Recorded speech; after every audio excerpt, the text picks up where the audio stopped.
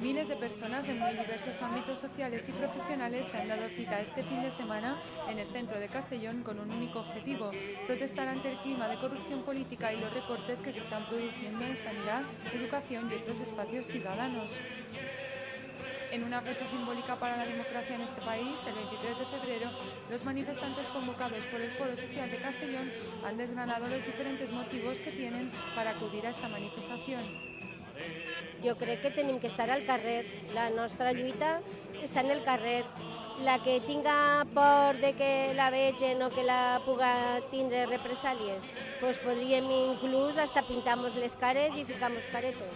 Però el que està clar és que tenim que ir al carrer per tot, per la sanitat, per l'educació, per les hipoteques. És que ens afecta a tots. Tot ens afecta a tot.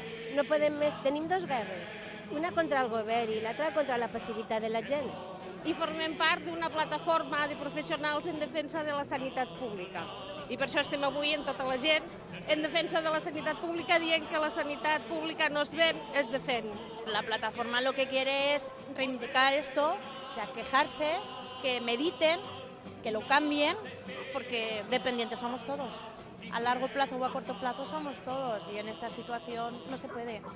No se puede. O sea, Pues nos afectan muchísimo.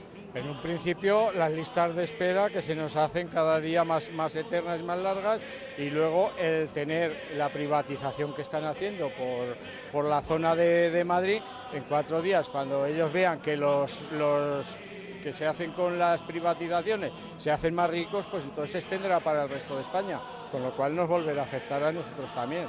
¿Qué dirías a la gente que está en sus casas y que está desmotivada y no quiere salir a la calle?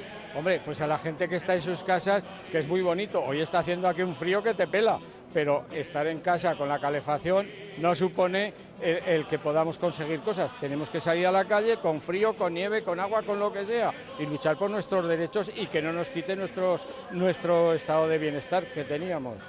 La manifestación, en la que se han coreado todo tipo de eslóganes contra el gobierno y la política de recortes, ha transcurrido con total normalidad por el centro comercial de la capital de La Plana.